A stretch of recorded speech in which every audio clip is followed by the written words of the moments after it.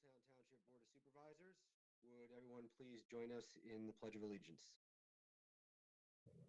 I pledge allegiance to the flag of the United States of America, to the republic for which it stands, one nation, under God, indivisible, with liberty and justice for all. This is our second meeting being conducted virtually. We are being broadcast on television on Verizon Channel 30 and on Comcast Channel 22. This is also being live streamed through our township website, which is www.middletownbucks.org. And it's also being live streamed on our YouTube channel, which is at Middletown Bucks. Members of the public will be given an opportunity to comment on each agenda item and also during the public comment section of the meeting. They can do that several different ways, just like the last meeting. They can do it by email. The email can be sent to info@middletownbucks.org. They can do it by text at 215-995-1249, and also by calling in at 215-750-3842. Mr. Tosti, would you please call roll? Ms. Strauss. Here. Mr. Kizak. Here. Ms. Payne. Here. Ms. Corporal. Here. We also have our township solicitor, our township engineer, our township manager, and our department head. And I'm here. Thank you, Mr. Tosti. Just one announcement tonight, that is that the next Board of Supervisors meeting will be Monday, May 18th, 2020 at 7 p.m. Next item on the agenda are the consent agenda items. Item A, consideration of authorizing payment of May 4, 2020 bill list in the amount of $1,525,181.01. And item B, consideration of approving the April 13th, 2020 meetings of the public meeting, Middletown Township Board of Supervisors. Is there a motion? I'll make a motion to accept the agenda item. Thank you, Mr. Tosti. Is there a second? I'll second. Thank you, Ms. Payne. There has been a motion and a second. Are there any board questions? Are there any questions from the public? And just because we're doing this virtually, I'm going to pause for a few moments after each agenda item just to give people an opportunity to comment by text or email or phone if they wish.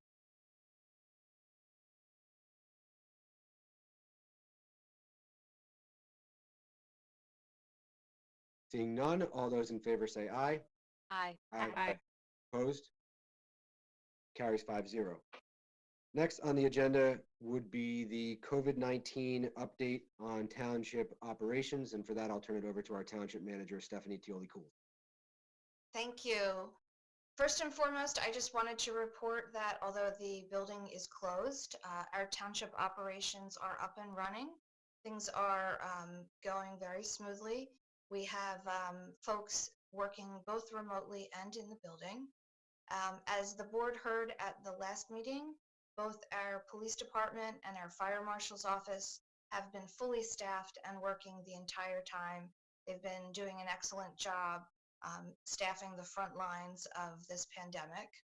We also have just a number of other things going on this week, just starting a gradual comeback. So Public Works has started with full staffing today, and they are on 2 staggered shifts. Previously, they were doing a week on and a week off, so you will begin to see our Public Works employees out in the field. We have at the Township Building, the Parks and Recreation Department is also gradually coming back.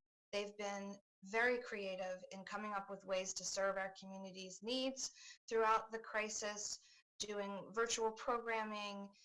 Again, they are really strategizing now with the upcoming summer season and the summer camp season. We want to make sure that we let folks know out there, just as an aside, if you are having any financial issues and you would like to receive a refund for any programming that you are registered for, we are processing those with no penalty or fee associated. They are working to creatively come up with how we might run some version of our summer rec program, so more to come on that. In finance and administration, things are really just running along very smoothly. Bills are being paid, the payroll is being taken care of. We are answering residents' complaints and concerns. Some of the things that we're doing to sort of gradually prepare for the future is we're getting ready to launch a citizen request portal, which we'll be highlighting at the next Board of Supervisors meeting. So really just our goal at this point is to transition the staff from telework back into the building. We're doing it gradually. We're going to follow the governor's orders, and so we will remain closed. The building will remain closed until such a time as we move into one of the different phases. The number one priority when we do get there is really just keeping our employees safe and keeping our visitors, whether they're residents or businesses, doing business with the township. So that's pretty much it. Just want to make sure that the residents know that they can reach out to us. One department I didn't report on is building and zoning, and the reason I didn't report on that is I am happy to be able to formally introduce our new Director of Building and Zoning, Pat Ennis. And Pat is going to give you an update on building and zoning, but before that, I just, for the purpose of the public, I want to give a little bit of a background on Pat. Pat is a lifelong Lower Bucks County resident. He was raised in Bristol Borough, and he's still living here in Lower Bucks.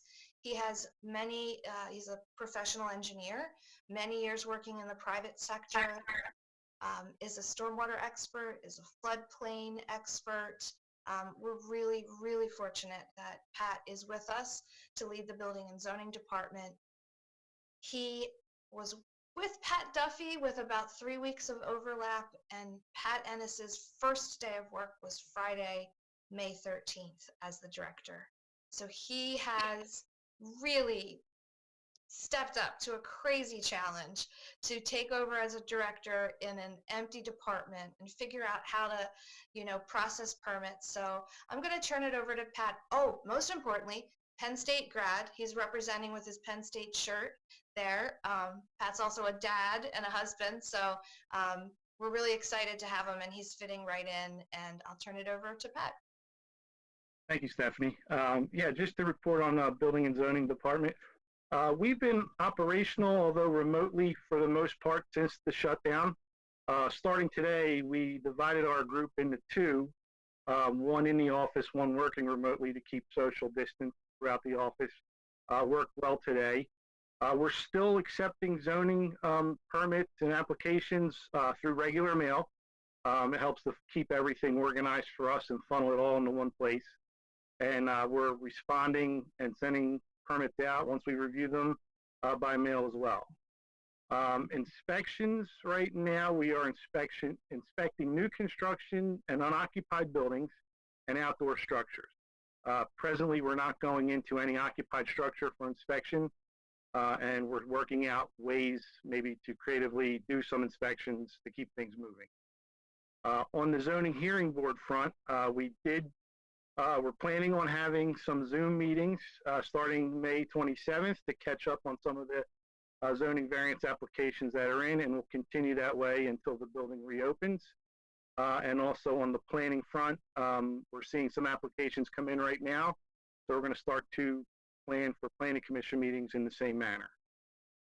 And other than that, code enforcement was up and running today and doing rounds, so we're back to being almost fully operational in the building and throughout the community.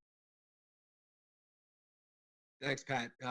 Welcome aboard. We are happy to have you here. Bad timing for you to have to jump in and get your feet wet, but you're doing a great job, and we appreciate everything you're doing. I just want to ask you, you mentioned about thinking of creative ways to do inspections. Have you guys been doing any like virtual inspections, things like that?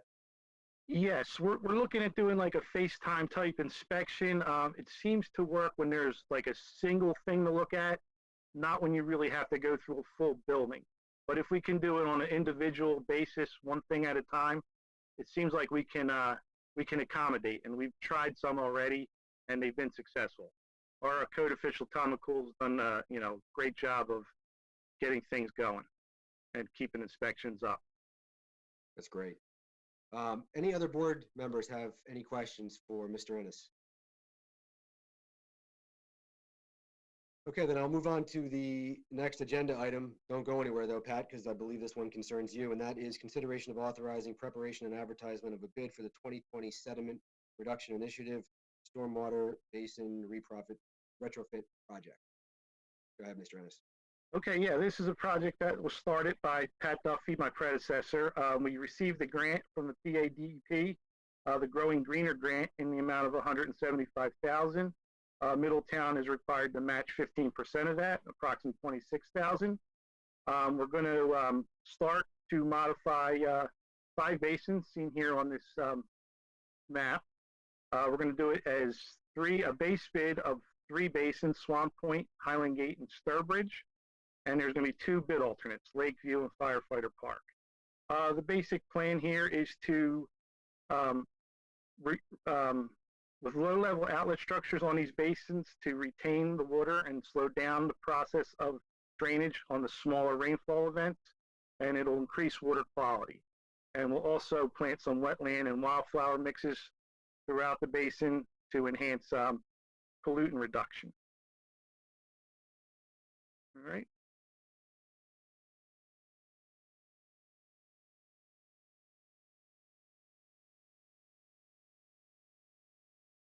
Thank you, Mr. Ennis. Are there any questions from the board about the preparation of the bid for the sediment reduction initiative? Seeing that there are not any, I'll accept the motion. Ms. Strauss. I move to authorize the preparation of bid documents and the advertisement to solicit bids for the township's 2020 sediment reduction initiative stormwater basin retrofit. Is there a second? I'll second. Thank you, Ms. Payne. There's been a motion and a second. Are there any board questions? Yes, Mr. Tost. Mr. Kizak, with everything going on with the COVID, I'm going to vote to approve this, but I think when we get the bids in, I think we should look at the cost of it, on what it's going to be for the township, and maybe if we could tie some of that cost, like Mr. Ennis was saying, the 26,000, we could tie some of Mr. Duffy's costs that he had already put into this, into that amount, to kind of make it a little bit cheaper on us as a town. Thank you, Mr. Tosti. Yeah, Mr. Ennis, is that something that's feasible?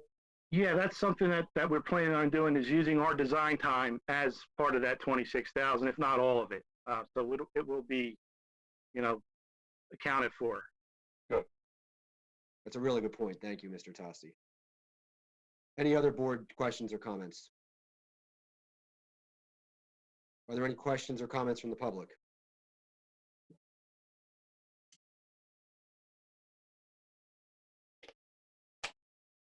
Seeing none, all those in favor say aye. Aye. Aye. Aye. Opposed? Passes 5-0. Thank you, Mr. Ennis. Thank you. Next on the agenda, we have 2 board appointments. The first is consideration of appointing Kieran Hastings to the Zoning Hearing Board for a term to expire December 31st, 2021. Is there a motion? Yes, Mr. Tosti. I'll make a motion to appoint Kieran Hastings to the zoning board. Kieran's a young guy who is a graduate of Neshaminy High School, lives in the Quincy Hollow section, so it's a Levittown resident, which is something we are in dire need of here on these boards that we have here in the township. Thank you very much. There's been a motion. Is there a second? Ms. Corporal? I'll move to second. There's been a motion and a second. Are there any board questions? Any questions from the public?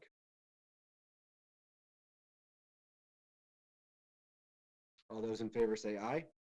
Aye. Aye. Opposed? Passes 5-0. Congratulations, Mr. Hastings, and thank you for your willingness to serve. Next, we have consideration of appointing Michael Lutz to the Planning Commission for a term to expire December 31st, 2020. Is there a motion on Mr. Lutz? Yes, Mr. Tost. I'll make a motion to appoint Mike Lutz to the Planning Commission. Mike is he's another obvious township resident, willing to serve on the boards. He's a facility manager in his day job, and I think he can be a big asset to our board. Thank you very much. Is there a second? I'll second. Thank you, Ms. Payne. There's been a motion and a second. Are there any questions? Any questions or comments from the public? Seeing none, all those in favor say aye. Aye. Opposed? Passes 5-0. Thank you, Mr. Lutz. Congratulations, and we appreciate your willingness to serve. Next on the agenda is consideration of approving an updated personnel policy for Middletown Township employees. Ms. Gilly-Cools or Mr. Valor, are you going to handle this one? I'll take it. Good evening, everybody. So before you, you have the updated personnel policy, and I'll give you the brief summary, 'cause I'm sure you don't want to hear all 86 pages. So we took our existing policies that we already had in place, and so we just updated language on that since there's been a lot of changes in labor laws over the last several years. We had the last edition. It applies to all non-uniform employees. And for the two unions that are governed by this, if there's ever a conflict between the collective bargaining agreement and the personnel policy, the collective bargaining agreement will prevail in all cases. And we did work with both Teamsters and the Public Works Association on this, and we had their feedback, which has been included. And bulk of the work was done last year, and it has also been reviewed by our current labor attorney. And we also have a couple of new policies we've added, including a short-term disability policy. We improved the long-term disability policy for all employees, and then we added a parental leave. And that's before you. Thank you very much, Mr. Valor. Are there any questions for Mr. Valor regarding the personnel policy? Is this a policy update from a former policy, and how long has it been since anything's been updated? I'm just curious. So the last manual, the complete manual we had was from the year 2000, and there's been some kind of individual policies that have been passed over the years, but it's been since 2000 since we did a comprehensive update. Thank you. Thank you. Are there any other questions?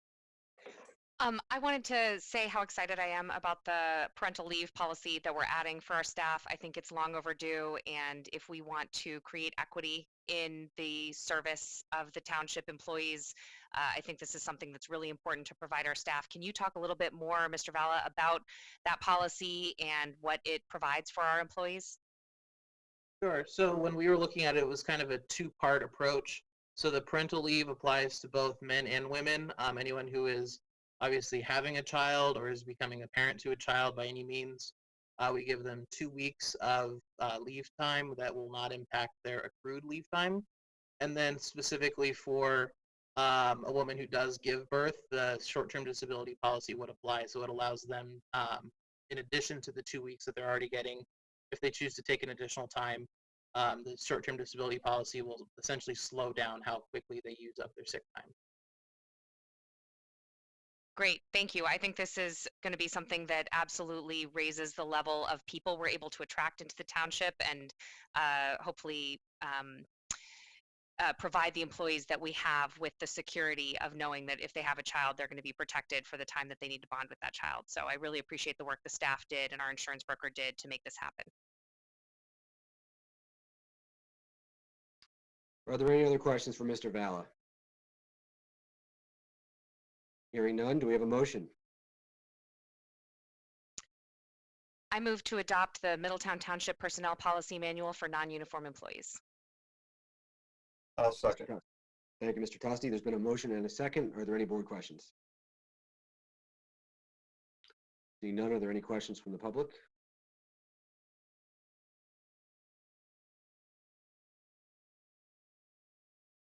Seeing none, all those in favor say aye.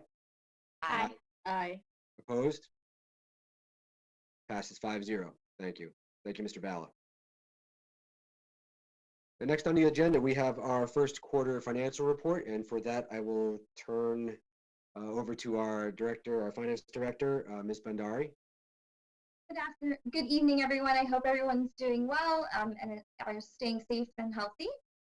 So I'm going to go ahead and present to you our Q1 financial and pension presentation. We can go ahead and go to the next slide.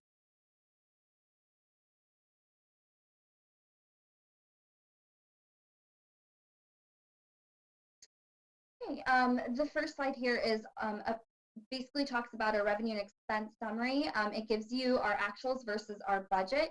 As you can see, we're well on our way from a revenue standpoint at this point, you know, in Q1 to our overall budget. We did receive in some bond issuance money that we did in the beginning of the year. So that is represented under the capital reserve, hence making our incoming revenue a little bit higher.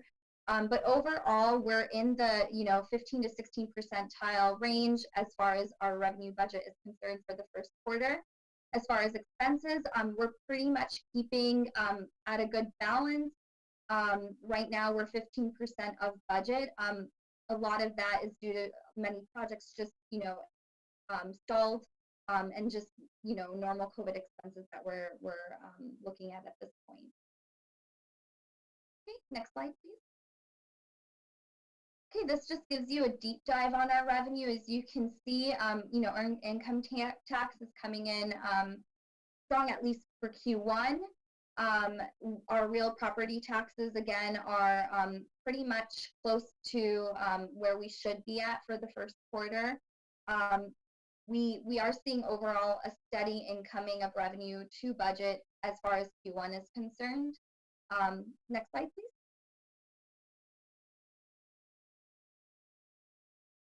And then again, from our expense standpoint, doing really well with the spending here, keeping close to what our Q1 plan should look like. A lot of our expenses are, like I said, cut down, especially from a capital standpoint with, the COVID situation. So we're closely monitoring both our revenue and expenses to make sure that we're on plan and staying within. All right, the next slide, please. Okay. As far as our investments are concerned, of course, this is as of 3/31/2020, which is the first quarter. We are still seeing some interest income coming in. We have our PFN investment fund, which brought in about $195,000. Our money market about $8,000. This is separate from our normal investment fund. We have a separate money market fund with PFM as well. We still have our 12-month CD with Malvern at 2.04%. That was locked in as of September 5th, 2019, and will be locked in as of up till September 5th of 2020. That's a really great rate. As you guys know, right now, most of the rates are going closer to 0.75 or lower. So having that 2.04 rate is actually giving us a little bit more of a push on our income earnings. So far, we're almost at $50,000 on interest for that.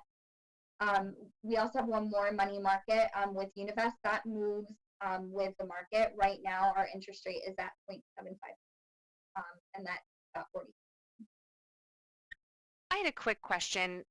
The top half of your chart here where it shows the PLGIT money market going from 2.5 million to 365,000, is that a loss in that value, or was that moved to the investment fund? It gets moved, correct. Okay, just wanted to make sure. Thank you. Yes. All right. If there's no other questions on the slide, we can go to the next. Okay. As far as pension, obviously with the markets, there is a little bit of fluctuation as far as the pension is concerned. Overall, we do have a little bit of a loss on both the non-uniform and uniform pension. Our investors are looking into this. They're trying to keep up to date. It's actually quite a bit better than what it could be, just because we do have a lot of our pension in more general government funding. So again, our ending balance about 9.79% down on the non-uniform side, and then 9.73% on the uniform.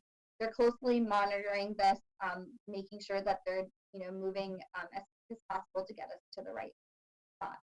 And if I could just jump in real quick, I think it's important to note that even though they're down compared to benchmark, they're doing well.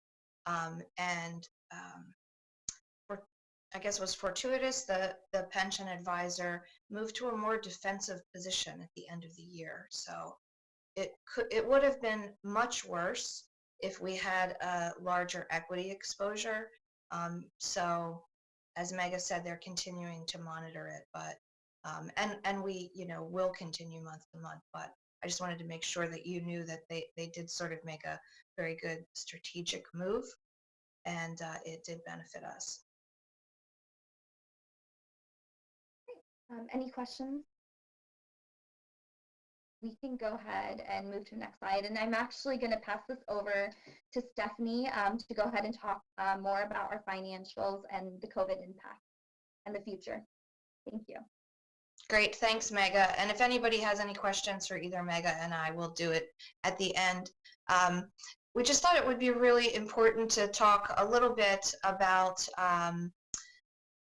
the whole situation and how the pandemic is impacting our municipal resources. And so I think really the good news, and what I would like to start off with, is that Middletown Township entered this situation on very strong financial footing. We just came off of a AAA bond rating, and we have very strong fund balances. And so again, it's not as bad as it would be. There are many communities that are faced with some of these revenue issues that don't start off that way. So just looking at some of our key revenue drivers, the biggest revenue sources that we are looking at every week are the earned income tax, the real estate transfer, mercantile, and amusement, what you see as the top four there. And so as Mega noted, end of Q1, everything looked fine. We thought it might be wise to just show you end of April. So the bottom line is, as of the end of April, we're looking okay. We're looking okay. The EIT is just a little bit lower this year than it was last year. We just got a very strong transfer this morning, today, for the first May transfer. The real estate transfer tax is lower. We expect that. The housing market, people are not buying and selling houses right now. Mercantile, surprisingly okay right now. Amusement, we do expect that, without Sesame Place being open full time, we will take, some type of a hit from it. I think that the most important thing for the board and for the community to know is that we are monitoring these revenue sources very closely. The top 3 or 4 that we have on the list here are very closely tied to the economy. But again, we're trying not to, jump to any, conclusion at this point. We're just trying to really maintain a close watch. We are doing things on the expenditure side to prepare. The board has basically given the direction that all capital expenditures will be considered on a case-by-case basis. So we are doing that. We're scaling back, as Mega mentioned, that we put things on pause. We have initiated a lot of cost-cutting measures to prepare for what may be a significant impact to our revenue sources. But again, we are coming into this with a good, strong, healthy financial position. The economy was strong in January and February and the first couple of weeks of March, and we are still seeing the impact of the economy being strong. We expect that we're really going to start seeing the EIT impact probably sometime in the late summer. So really, to be continued, and we'll continue to update you and just try to give you as realistic of a picture as possible. So at this point, I would just answer any questions, or if you have any for Mega, please feel free.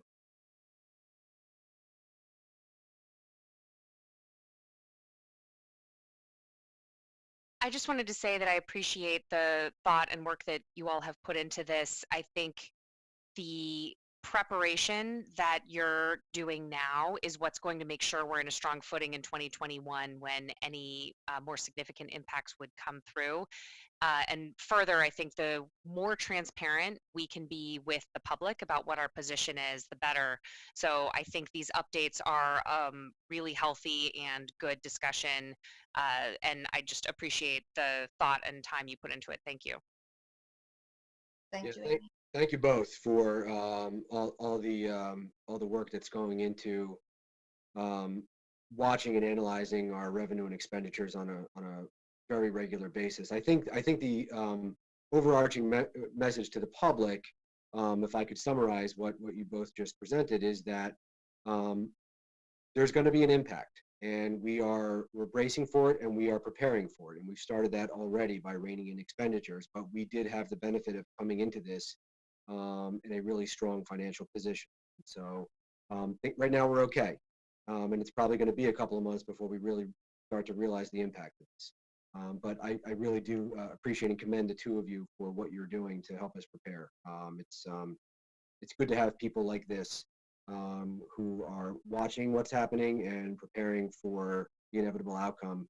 And I think that doing updates like this, maybe on a regular basis, on a recurring basis at meetings, so as Amy said, so the public can be informed what's going on, might be a good thing. So maybe that's something we'll continue as we move forward. Thank you both. Are there any other board questions or comments before we move on? Okay, seeing none, it looks like we are ready for public comment. And I do have one comment that came in by email, which I will read. This is from Vincent Aurelio, 45 Dawn Road. The submission is regarding an issue originally presented to the Middletown Township Board of Supervisors at their meeting on 15 July 2019, and a subsequent email on 16 July 2019. Stormwater drainage extending from Dawn Road to Mill Creek moves through an underground pipe between my house and 47 Dawn Road to an exposed swale between the 2 yards through a wooded area and another buried drainage pipe before arriving at the creek. The drainage pipe just prior to the creek became blocked, resulting in stormwater backing up and flooding the woods in my yard. Photos previously submitted, he adds in a parenthetical. Due to the initial flooding, falling trees, and other debris, the original path of the stormwater has been altered and flooding continues periodically depending on the rainfall amount. With this blockage, water becomes stagnant and a place for,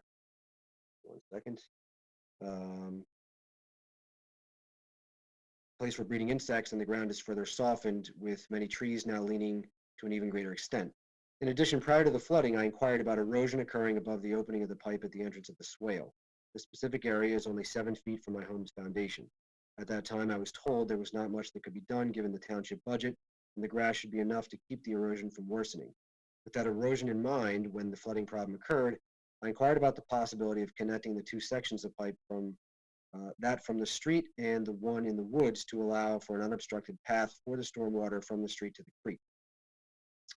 In subsequent conversations with Isaac Kessler of Remington Vernick Engineers, I've asked about the possibility of other options as well, such as extending the pipe from Dawn Road so that the outlet is at the property line into the woods, or if the swale is to remain open, a head wall at the opening as protection against erosion. Recently, when a contractor visited my property, it was brought to my attention that bidding was requested for a project. Since I had not heard anything from the township, I phoned Isaac Kessler for information. In the initial conversation and another after my contacting the Board of Supervisors via email, Mr. Kessler has explained that it has been determined that the swale must remain and the proposed project is to remove debris from the area, line the swale with turf padding, and replace the pipe to the creek with one of slightly larger diameter. Supposedly, this is to hopefully correct the flooding problem. Given the impact the water has had on the ground between the swale and the outlet pipe, I am not hopeful. My inquiries regarding potential solutions for this problem are focused on multiple concerns. While the flooding forced me to approach the township a second time, my concern regarding erosion and public safety remain. This is not about adding square footage to my yard, as has been expressed by Mr. Kessler. I contend that if a stormwater drainage system were being installed today, it would not be accomplished this way. And as a township property owner, I prefer that any work performed and taxpayer money spent address and resolve all concerns. I kindly request that the Board of Supervisors review this issue further, as well as the following related questions, concerns. They are as follows. If a swale is to remain open, establish water flow to outlet pipe so as not to become stagnant, installation of a head wall to prevent erosion, maintenance responsibility and cleaning of vegetation growth. And then secondly, in wooded area, maintenance responsibility and liability for falling trees from erosion. He then states, in closing, I would like to emphasize one final point. I've always felt that the existing swale and open stormwater pipes pose a hazard to curious children in the neighborhood. This should be of greatest concern as you work to find a solution. Please feel free to contact me. Any questions you may have. So that is from, again, Vincent Aurelio of 45 Dawn Road. And if I could, I'd like to turn it over to Mr. Kessler to respond and talk about what's going on with this project. Thank you, Mr. Chairman. I'd be happy to explain a bit further about this project. This is the Sycamore Ridge development. Currently, it's an alternate bid that's included with the road program that's on Penn bid. The contractor that stopped by was one of the interested parties in submitting a bid. And that project is scheduled to receive and open those bids in May. With that, I want to thank you, Mr. Aurelio, for his comments and bringing his concerns of this area to our attention in 2019. Drainage issues such as this one depend on the eyes and ears of residents to bring to our attention if there's issues like this that are between our regular inspections. So I want to thank him for that. We have discussed the issue on site together and also over the phone, as he had mentioned a few times. And his concerns have been looked at closely for the proposed design of the fix to the root cause of the issue of the flooding at this location. Hearing some of his specific questions, I wanted to just field those for a response at this time. For the swale, the drainage assessment of the water that comes out of that existing pipe, which is a 30-inch concrete pipe, to extend that pipe to the woods would be problematic, and that was looked at during the design process. Basically, it would change the intended way the water is able to come out of that pipe and have the proper distance and pathway before it goes into the pipe that goes from the wooded area down to the creek, down to Mill Creek. The reason that's an important element of the design is that it allows the water to have some rate control before it goes directly into the creek, also some water quality aspects. And that's another reason why the pipe that goes into the creek is a smaller diameter than the one that comes into the wooded area. Similar to the basin retrofits that were discussed earlier in the meeting, it's a similar situation there in that wooded area where the water, it's a stormwater feature before all the water from the development goes into the creek there. The pipe that will be repaired is one that during our survey was determined to be completely in disrepair. Not only does it clog with debris and branches in the woods, but also the pipe itself is in multiple pieces and it is really in disrepair as you go down towards the creek. So this project is going to focus on repairing that outlet pipe. It's focused on replacing the small opening that is in the woods that is supposed to hold that water and take it to the creek, replacing that with an improved structure that will also have a trash rack on it. And those design elements are to prevent it from getting clogged as it does now, and also a safety feature to prevent animals and people that may wander back in the woods from having access directly into that pipe that goes down to the creek. There is a significant fall there. For his issue of a head wall to prevent erosion, I will mention there's an existing end section on that 30-inch pipe. A head wall would be at the start of the pipe, end sections at the end.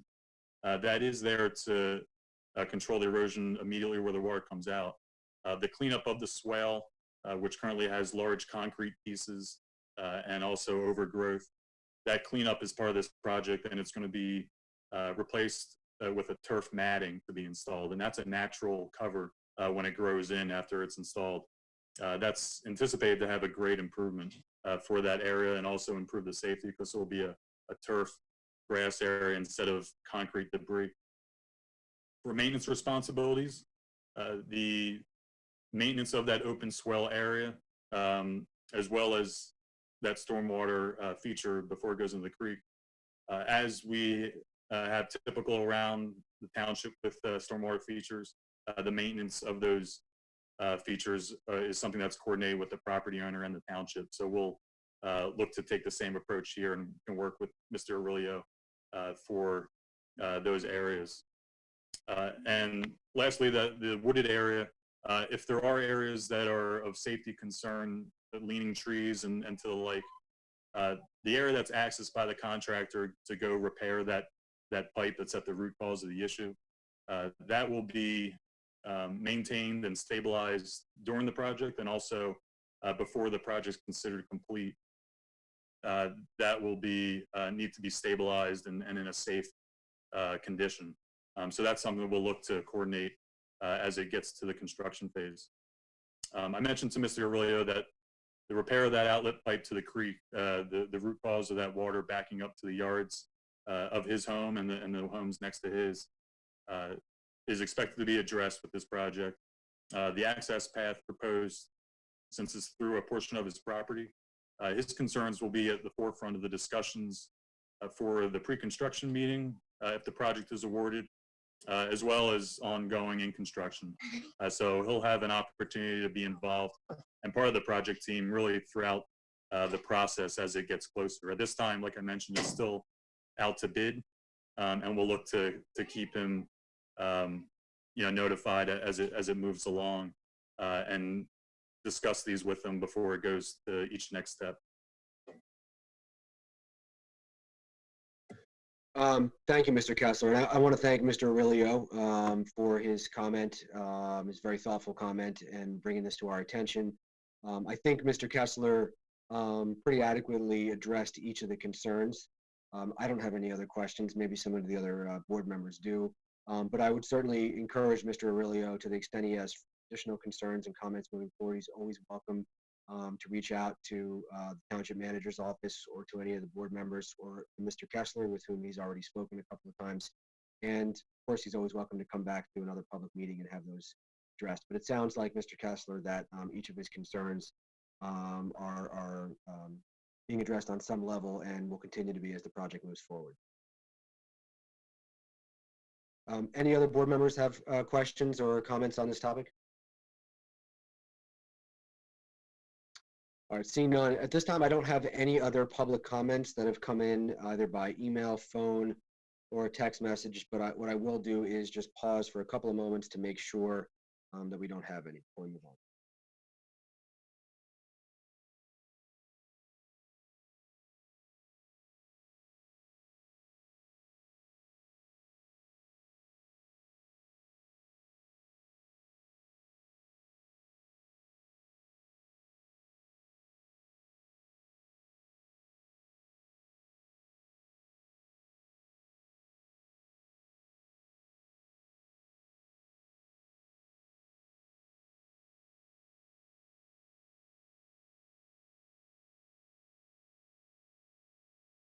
All right, seeing no other public comments, I'll move on to other business. Mr. Tosti. Thank you, Mr. Kizak. I got just a few things. One, a resident emailed me today about the stimulus checks that are going out. And it was a scam that they were trying to, I guess, get her to turn over some information for the stimulus check. And I would just like to warn all our residents that if people are reaching out to you for them stimulus checks, it probably is a scam. Be careful and don't turn over valuable information to these scam artists, because everybody's struggling right now. And to add something like that would just make it a little worse. I would like to remind all of our residents that we can vote by mail now. And June 2nd, with Election Day being moved, you can apply for a mail-in ballot up to, I think it's May 18th. And I would encourage our residents to do the mail-in ballots. This way they don't have to go to the polls. It's real simple. If you go on the Bucks County website, you can apply there, or you can go on the Pennsylvania website and apply there. But I would encourage our residents to vote by mail to avoid having to go to the polls. And then the last thing I would like to bring up is the county commissioners reached out to a few of us about the census.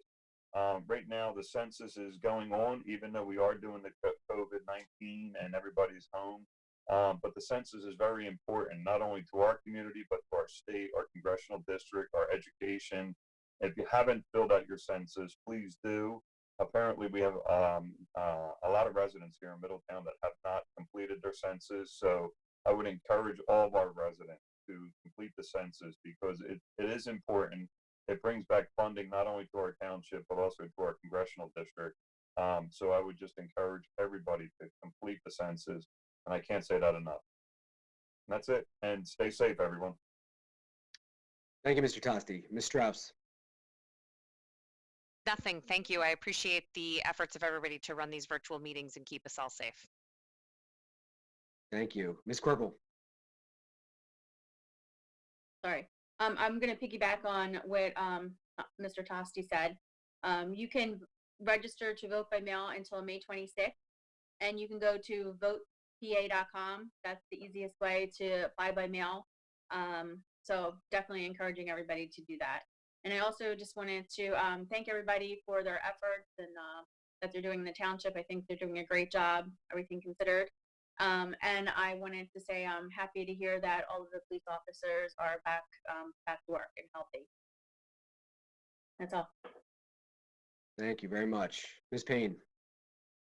I don't have anything more to really add. I just want everyone to, this is a really hard time, and I appreciate all the hard work everybody's putting in, including the residents, to social distance, to try and keep each other safe. I know as we move into the different categories, as we'll probably be red for a little bit, put into yellow and green, it's still going to be super important to social distance and wear a mask when you can't be 6 feet apart from somebody else. And that'll help keep our residents healthier longer and hopefully move us into that green phase we're all looking forward to. So thank you so much. Thank you. Mr. Esposito, do you have anything? No, I don't have anything. Just good to see everybody and stay safe. Thank you. Mr. Kessler, anything further? Nothing further this evening. Thanks again. Wish everybody to stay safe. Thank you. Ms. Dioli-Cools. Just hats off to the township team, and thank you to our residents for their patience, and all the best to everyone. Stay safe. Thank you. And I have nothing further, so at that point, I will accept a motion to adjourn. So moved. Thank you very much. Thanks, everybody. We're adjourned.